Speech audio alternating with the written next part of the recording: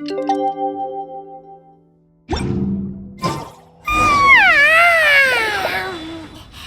was a refreshing sleep. Let's go to the venue. Paimon's really looking forward to hearing everyone's poems. Huh? Looks like we're a few people short today. Morning, friends. Singcho said he wants to take some time and focus on writing poems, so he'll join us later. Noelle has other duties today, so she asked me to tell everyone not to wait up for her. Oh, okay. Well, never mind. What about Kelly Roy, though? She said she'd be here. I got here really early, but I haven't seen her yet. Are you talking about the girl with the blue hair? I saw her on the bridge near Dihua Marsh during my morning training. She looked a little upset, so I didn't want to disturb her. Upset? Oh no, what should we do? Was it something we said last night? Oh, Paimon's worried. I agree. If she's run into some kind of trouble, I'd like to help her. Huh? You're all going? Then I'm coming too. Shall we start with the bridge? We're all here a little early, so there should be time. Good idea. We'll be back in a jiffy.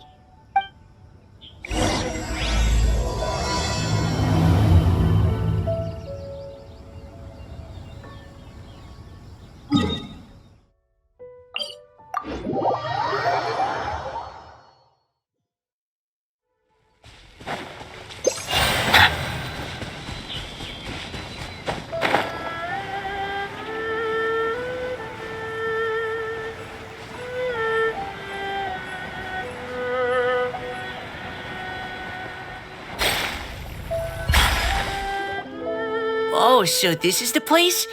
We ran into her here yesterday, too. She looked like something was weighing on her mind then as well. It's also not far from where we were dropping those leaves. Huh.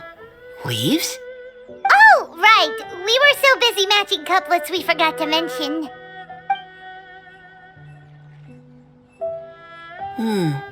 Interesting.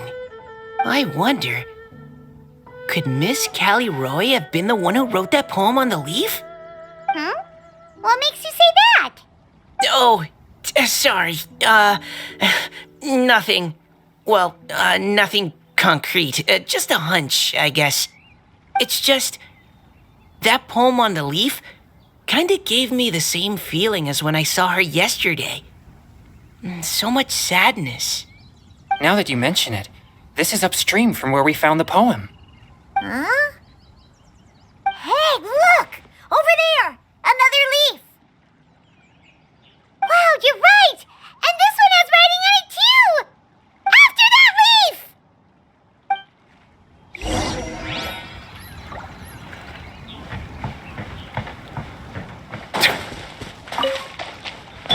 Torrance, bring refuge!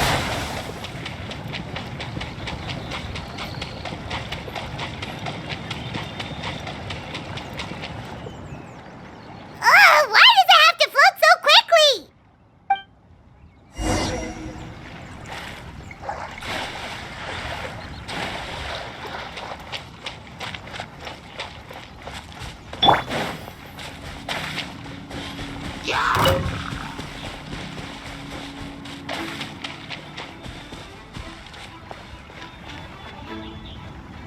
Can't you just fly over and grab it? But Paimon can't swim. What if Paimon accidentally falls into the water? Settle down!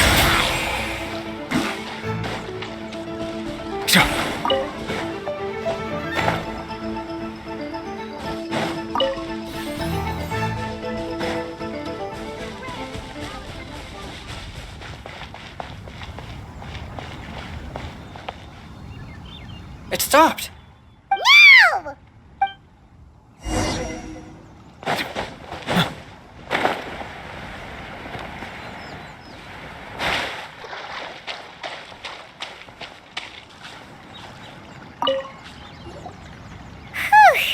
We finally caught it.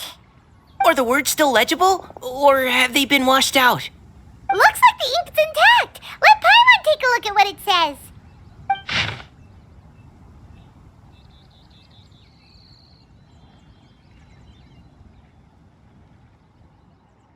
Huh? This is related to the poem we wrote in reply yesterday. She must have picked up one of our leaves. Spring. Young boy. It's looking a lot like Callie Roe was the one who wrote this. She seems to care a lot about that story, huh? Actually, when Paimon first saw her, Paimon was wondering, do you think... is it possible that she's, Based on the current and accounting for wind strength, everyone, please follow me.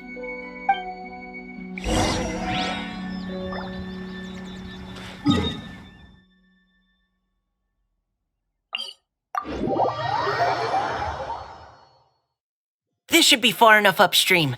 Let's split up and search the area. Callie Roe! Callie Roe!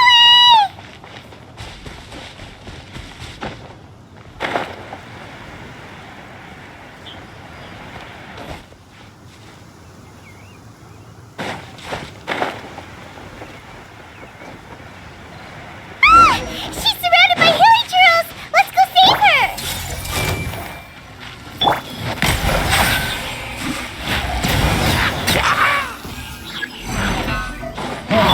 Everyone's okay? Bow your head.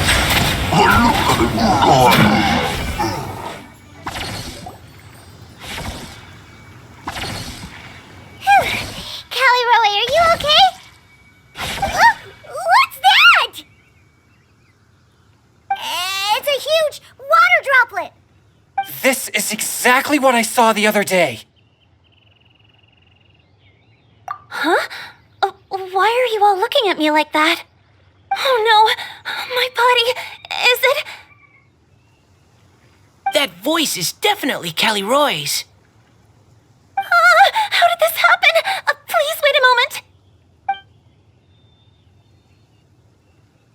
Oh no, did I use up too much energy? How did you... What's going on here? Miss Callie Roe, are you some kind of adeptus? No, I'm so sorry for deceiving you all for so long. Actually, I'm an Oceanid who flowed here from Fontaine long ago.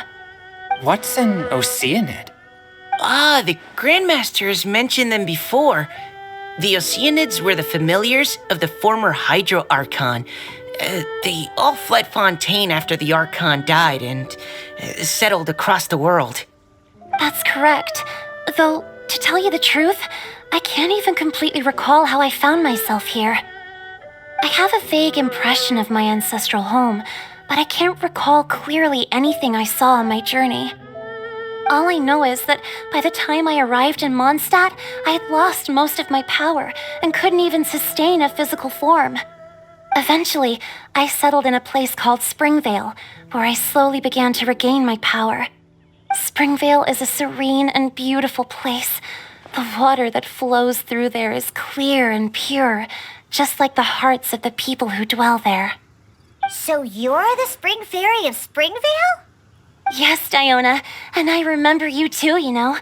When you were little, you often came to the spring at night to speak with me. Really?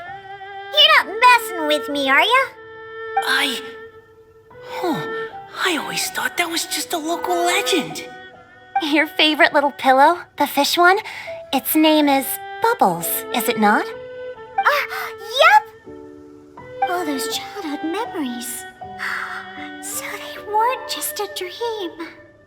So, if this is true, then all those things written on the leaves...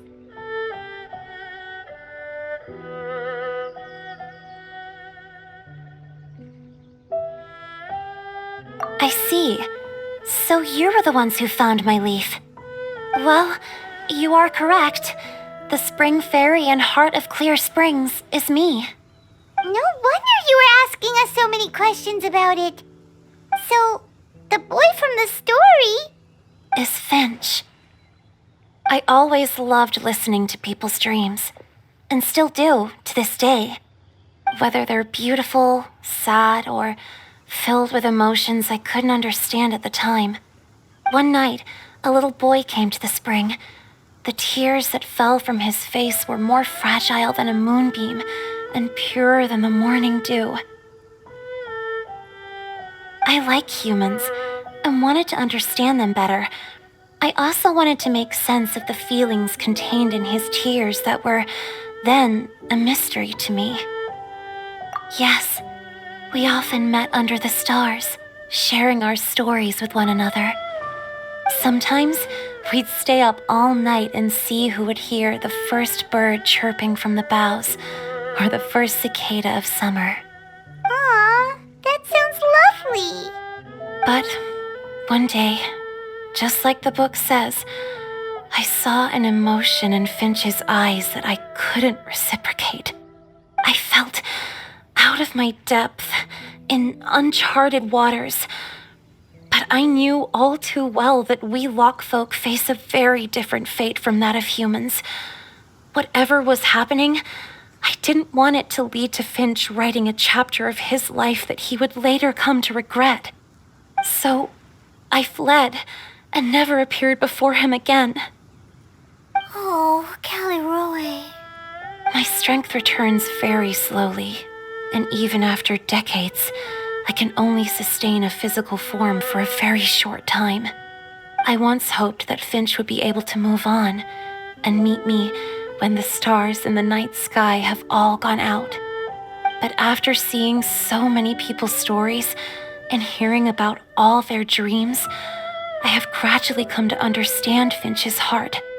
This feeling of wanting to respond to his feelings is surging relentlessly in my chest, and I can no longer restrain it. But I'm also scared. Scared that if I go and see him now, I'll bring nothing but disappointment and even more pain when it comes time to part. Oh. It really is a difficult choice. Please go see him. Huh? I know Grandpa Finch, and he's a really kind person. When I was struggling to learn how to draw maps, he was always encouraging me, telling me not to give up, always keep trying, and get out there and have some adventures.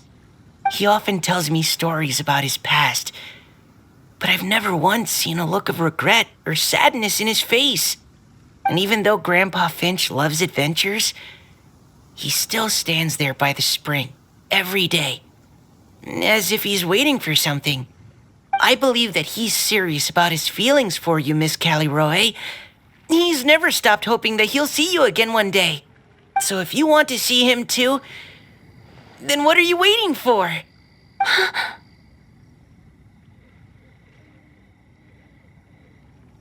Huh? Oh, sorry.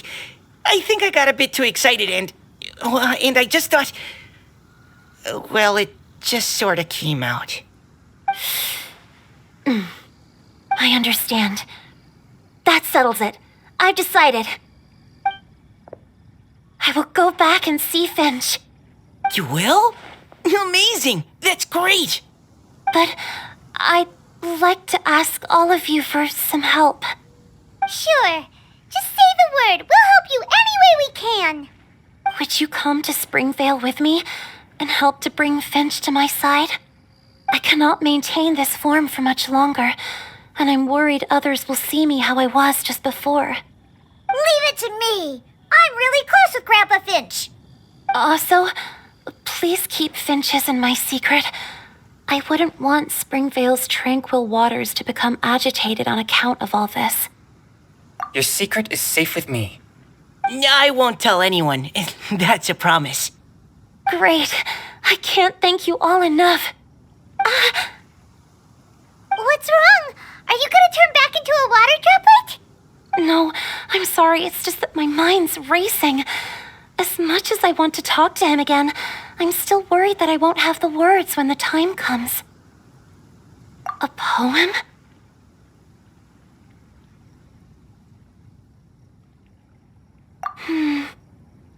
Okay, good idea. I'll write him a poem, and it will be called Heart of Clear Springs.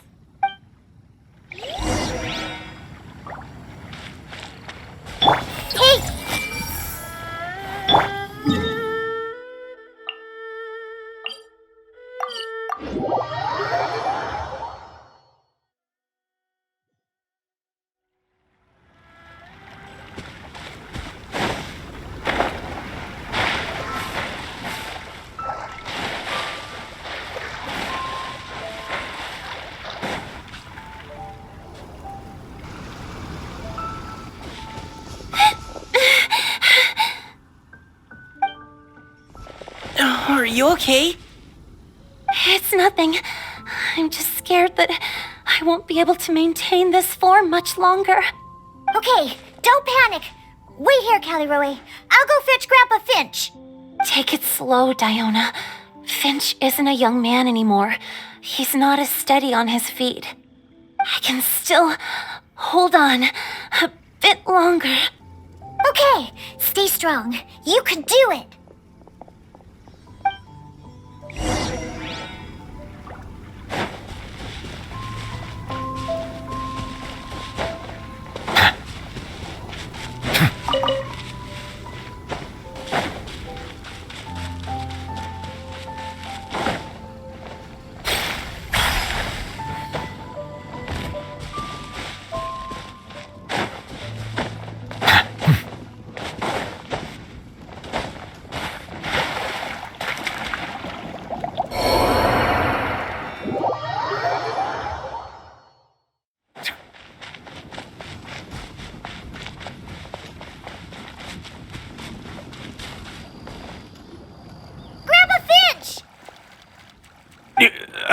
Is that Diona? You're back early today. Today's your special day, Grandpa Finch. Can you come with me? Oh? Well, where are we going? Over there, to the waterfall. Did you catch a nice little fishy? Just come with me already. This is extremely important. But I promised your father that I'd go to the... Grandpa Finch! All right, all right. No need to get worked up. I'm right behind you. That's more like it. Now come on, I'll help you. Draft's daughter is just like him when she's on a mission.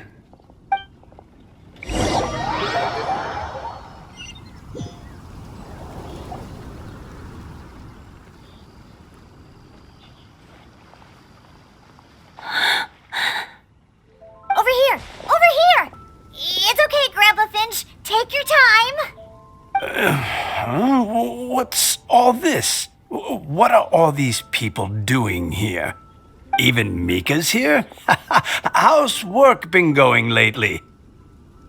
And even some friends from abroad, if I'm not mistaken. You do know that today's not my birthday, don't you?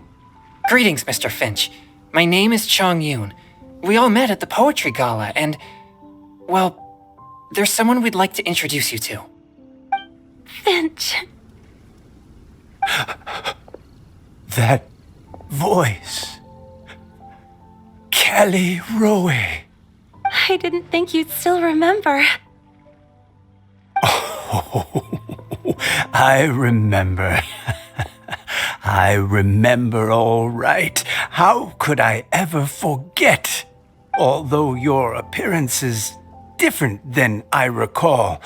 Back then, you looked like you'd stepped right out of a fairy tale. Oh, but I'm one to talk. Of course, a fairy from a fairy tale can change forms.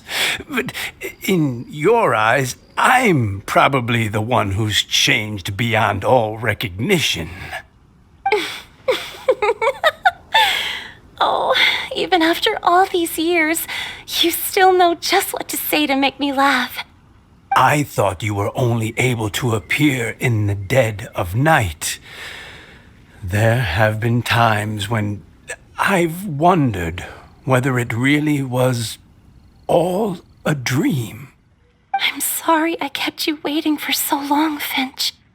Oh, it can't have been that long. It's been but the blink of an eye, really. Finch, would you like to hear a poem I wrote for you? A poem? You write poetry now? Well, of course. I'd be delighted to listen. I'll hang on every word that leaves your lips. In that case, let me read you a story about the spring fairy.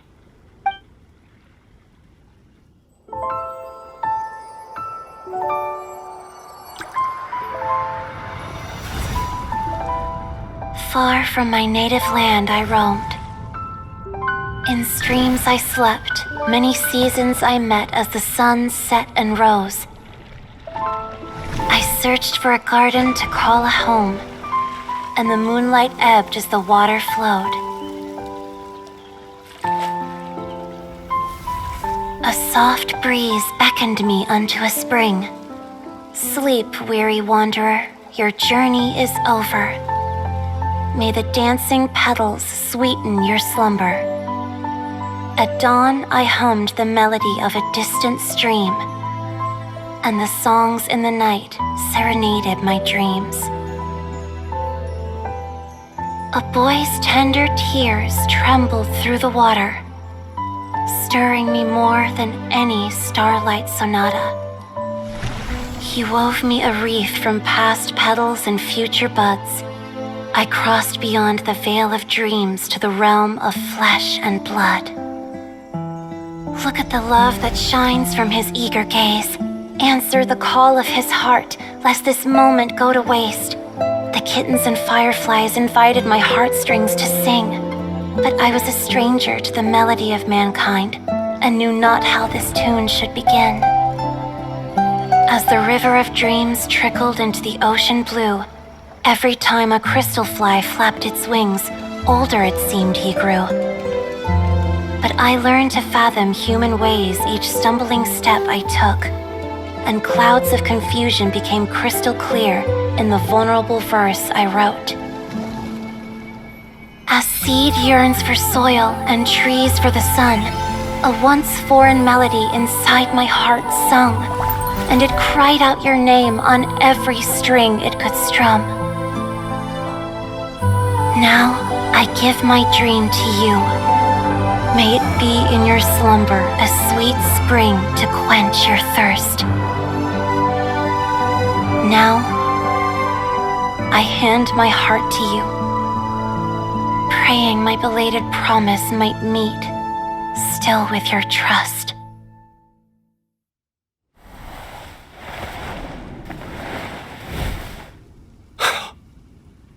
Yes.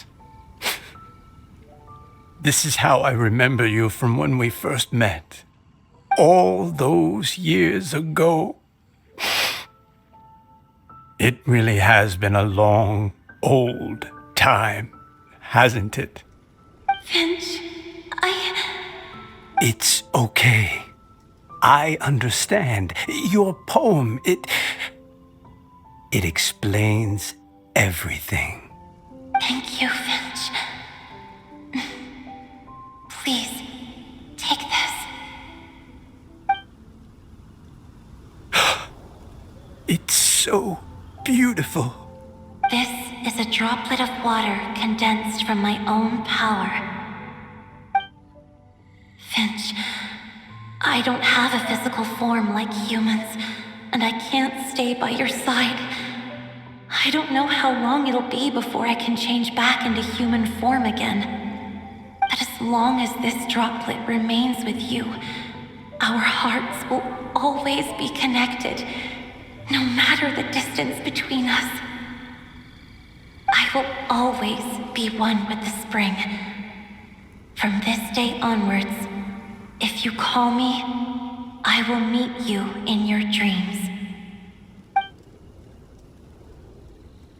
Oh, it's so romantic.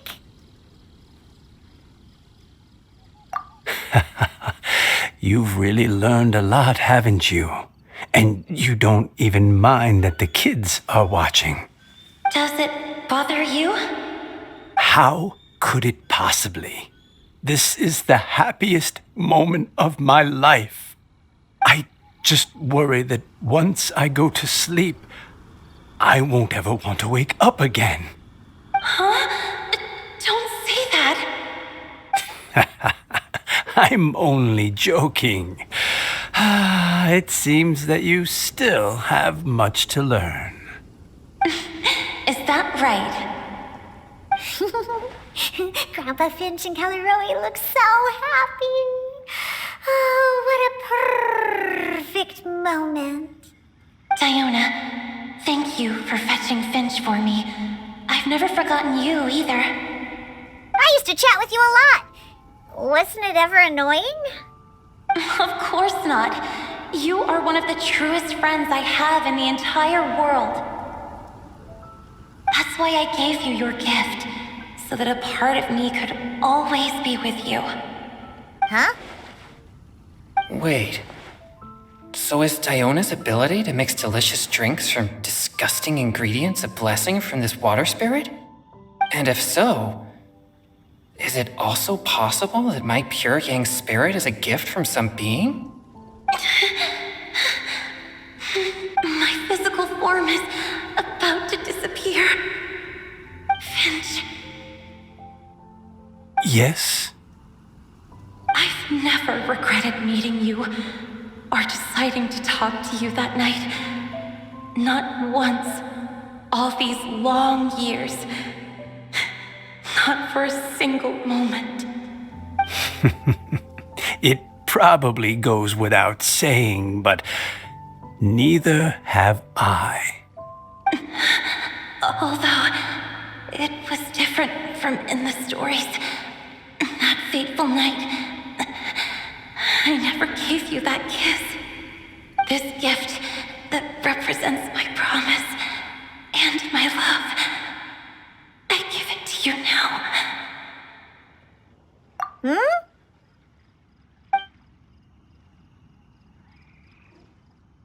It's okay, everyone. She's gone now. What? But Paimon didn't get a chance to say goodbye. Grandpa Finch. Don't worry now. She hasn't gone far. Just like she said, she'll always be one with the spring, by our side and in our dreams.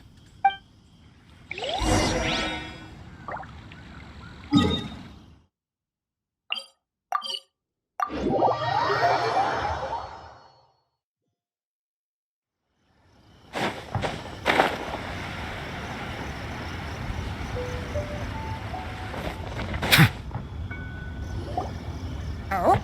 Hey, you're all back! And it looks like you're in much better spirits than before. Hootow's a step ahead. She's already talking about printing a poetry anthology. She said she can't wait for everyone's final words because I'm itching to pull the trigger. By which I assume she meant she eagerly anticipates receiving everyone's freestyle poetry submissions to help her close the deal. Where have you all been? I've been waiting here forever. Perhaps they lacked sufficient inspiration and wished to have an emergency communion with nature. And with any luck, I'll bet they heard some fine poetry along the way. Tone deaf, Bard! Does this mean that right from the start you... right from the start, you said you would treat us to a nice meal! Huh? Did I? Very well. Since the traveler agrees, then it looks like I can't escape this time. Diona, dear Diona, could I trouble you to fix us a couple of your delicious beverages? You wish. All right. Well, normally I'd never agree, but since I happen to be in a good mood today... Huh? So, just what have you guys been up to all this time? Why does it feel like there are some unspoken words hanging in the air here that everyone is privy to but myself? Really? Must be the breeze. You're reading way too much into it. Yeah, that's right. We're just, taking a walk. Inspiration walk, since it worked so well last time. So even Mika's in on it?